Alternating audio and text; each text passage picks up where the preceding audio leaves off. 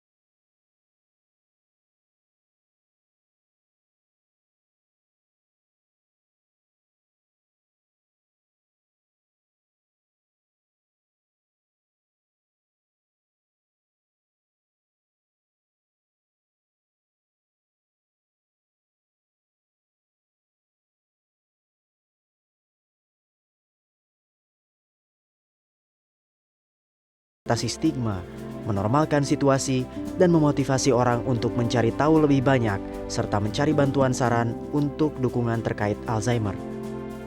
Untuk lower middle income country seperti kita atau middle income country seperti kita, ada berbagai cara untuk yang bisa dihadapi oleh keluarga. Salah satunya adalah mendapatkan pemahaman, pengetahuan, keterampilan, dan menghubungi kami untuk diberikan skill tersebut.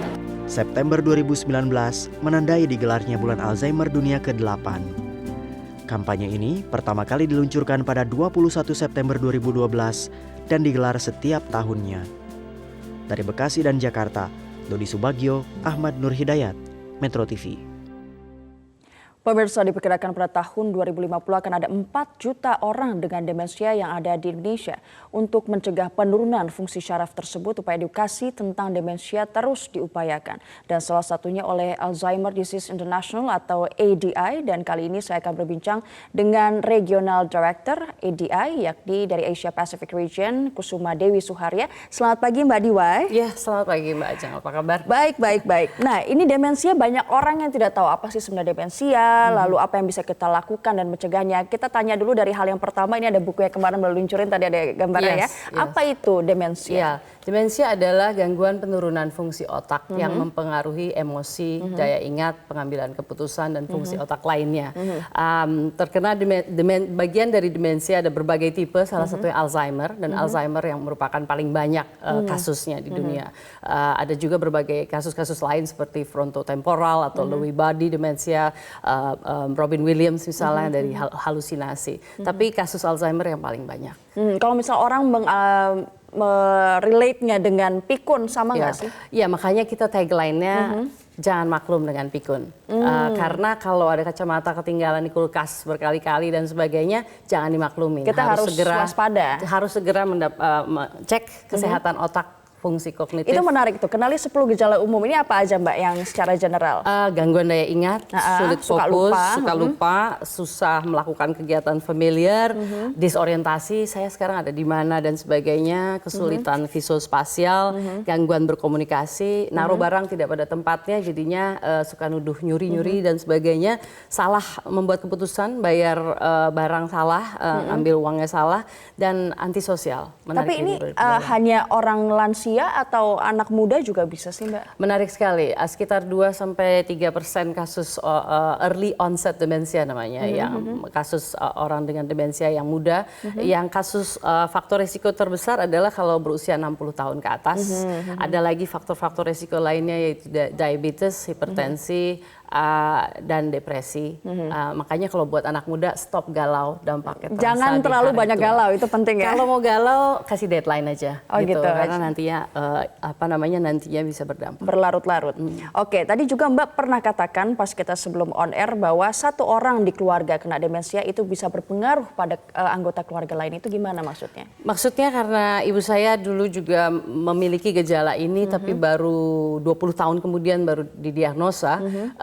Perilakunya dia yang misalnya dulu nuduh orang nyuri atau lupa terus ngulang-ngulang, minta jalan di sore hari atau malam hari, itu tentunya membuat keluarga bingung bagaimana cara mengatasi hal tersebut, sehingga di luar negeri caregiver itu meninggal duluan dibanding orang dengan demensia. Karena bingung gimana cara capek, take care. bingung, burn out dan sebagainya, makanya ada 100 member dari Alzheimer Disease International di dunia, dan hari ini kita meluncurkan World Alzheimer's Report ini karena kita ingin berbagi informasi tentang attitudes atau sikap terhadap demensia ini dari publik ini bagaimana. Jadi awareness dari masyarakat sekitar ini harus sangat penting ya. Ya, dan salah satu membernya di Indonesia dari 100 Federation of Alzheimer members itu adalah Alzheimer Indonesia. Dan bangga sekali dengan Alzheimer Indonesia karena dianggap role model di awareness raising. Dan tahun ini ada 20 kota yang terlibat di kegiatan Bulan Alzheimer Dunia di Indonesia. Nah, kita akan ngobrol soal itu, role model. Berarti Indonesia ini sebagai panutan, sebagai contoh ya. Tapi sebelumnya ini juga penting edukasi bagi masyarakat. Bagaimana kira-kira pemaparan dokter tentang gejala demensia? Kita simak dalam liputan berikut. Memang kognitif dengan perilaku saling berkait. Kadang-kadang perilaku kita tentu dilatar belakangi oleh pengetahuan kita, kognitif kita. Gitu. Nah, kalau bicara demensia, khususnya Alzheimer, yang terkena pertama kognitif dulu. Awalnya kan lupa-lupa, judgment terganggu, beli barang harga salah, begitu ya, tersesat, itu kan kognitif semua. Tapi seiring perjalanan waktu, entah di tahun keempat, kelima, karena kalau nanti perjalanan Alzheimer kan 10 sampai 12 tahun gitu ya. Nah biasanya tahun keempat, kelima, udah mulai kelihatan perilakunya, emosi yang nggak stabil, marah tanpa sebab gitu ya. Kemudian termasuk yang paling berat ujung akhirnya kan halusinasi, delusi dan sebagainya. Nah tadi kita sudah simak nih Mbak, gejalanya seperti apa. Pertanyaan yang simpel, bisa sembuh nggak sih? Iya, itu problemnya, belum ada obatnya. Jadi ayahnya Bill Gates tahun lalu diagnosa demensia dan dia mendedikasikan $100 juta untuk research untuk cure. Belum ada obatnya, dan apa yang kita bisa lakukan adalah pencegahan, mengurangi resiko bagi yang belum kena. Untuk yang sudah terdiagnosa demensia, kita terus berupaya untuk post diagnostic support itu mencoba membuat keluarga atau orang dengan demensia terus bisa memberikan kegiatan yang bermakna untuk mereka, terus membuat mereka engage atau terlibat di kegiatan seperti musik terapi atau art terapi. Jadi terapi, lebih ke terapi, bidang seni ya Mbak ya? Bidang seni, bidang apapun yang membuat dia happy atau merasa itu menjadi sesuatu yang bermakna untuknya. Jadi life doesn't stop tidak berhenti seperti itu saja. Yes. Oke, ada pantangannya nggak boleh apa misalnya untuk orang-orang yang terkena demensia? Orang dengan demensia itu sebenarnya adalah orang yang memberikan kita akses untuk mengenal cinta lebih dalam lagi. Karena ibu saya terdiagnosa demensia, ada layer-layer dari kasih sayang yang kita harus explore lagi lebih jauh, karena dari early stage, mid stage, late stage itu kita perlu mendampingi orang dengan demensia itu dengan compassion, dengan karena dia akan mengulang-ulang terus, dia akan berperilaku hal-hal yang membuat kita terdistract atau memberikan dampak terhadap kesehatan mental kita. Nah, kalau juga. ADI terutama di Indonesia, bagaimana caranya agar masyarakat tersosialisasi? Itu yang pertama. Yang kedua, bagaimana mensosialisasikan untuk mendampingi orang atau keluarga yang terkena demensia? Alzheimer Disease International atau ADI yang berpusat di London ini memiliki 100 member di seluruh dunia, dan kebetulan saya oversee sekitar 19 negara di Asia Pasifik. Visi kita adalah meningkatkan kualitas hidup orang dengan demensia dan caregiver. Saya mengalami kualitas hidup saya terdampak sekian tahun yang lalu.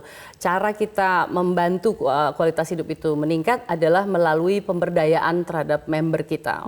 Alzheimer Indonesia di Indonesia misalnya, dan pemberdayaan tersebut melalui beberapa program-program seperti training, seperti yang menarik dari kegiatan yang ada di Indonesia adalah banyak sekali inisiatif anak muda yang melibatkan mereka, karena kita juga mengkampanyekan hashtag sayang ortu, respect terhadap orang tua, dan tahun ini ada gebrakan lewat virtual run, jadi kegiatan yang kalau bisa dilakukan bersama orang tua, karena olahraga menurut penelitian merupakan salah satu bukti yang evidence based kalau kegiatan olahraga mengurangi risiko demensia dan penyakit tidak menular lainnya. Penting berarti olahraga dari muda ya Mbak ya? Dari muda harus actually biar nggak kena demensia itu hal-hal yang perlu dilakukan adalah what's good for your heart is good for your brain, aktif sosial dan sebagainya. Makanya kalau pensiun atau apa justru terus aktif dan terus berkegiatan di komunitas. Pertanyaan terakhir, tadi Mbak mengatakan bahwa Indonesia sebagai role model. Mengapa bisa dikatakan sebagai role model bagi dunia?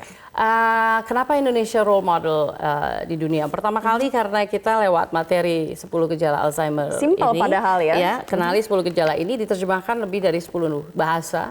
Dan ini dianggap sesuatu yang simple ini membuat pemahaman publik semakin meningkat. Dan juga karena gebrakan anak muda tadi. Artinya banyak sekali organisasi Alzheimer di dunia lebih dimotori oleh lansia. Kalau Indonesia dengan anak mudanya justru mereka banyak terlibat hal-hal seperti home visit tadi, seperti ada cuplikannya, ada berbagai kegiatan-kegiatan di seluruh Indonesia dan di luar Indonesia. Saya ingin sedikit menyampaikan 20 kota itu adalah Bali, Bandung, Bogor, Bekasi, Bengkalis, Depok, Medan, Malang, Manado, Salatiga, Solo, Semarang, Surabaya, Jogja, Tangsel, Groningen, Den Haag di Belanda, San Francisco Amerika, dan Doha, Qatar. Oh, jadi banyaknya di Indonesia justru ya? Indonesia dan diaspora di dan Swiss, Geneva juga di luar negeri. Oke, Mbak Diwai terima kasih banyak. Kita semakin mengenal demensia dan hari ini adalah Hari Alzheimer Dunia. Ini reportnya bisa di-download di alz.co.uk, dan informasi tentang ternyata 2 dari 3 orang masih berpikir tentang demensia itu bagian normal dari penuaan, atau sekitar lebih dari 60% praktisi kesehatan kita masih harus berpikir sadar bahwa siapa yang kira-kira punya simptom seperti ini, kita harus berikan lebih banyak cinta lagi. Banyak cinta dan compassion. Oke, terima kasih banyak Mbak Diwai sudah bergabung bersama kami. Thank you so much. Yeah.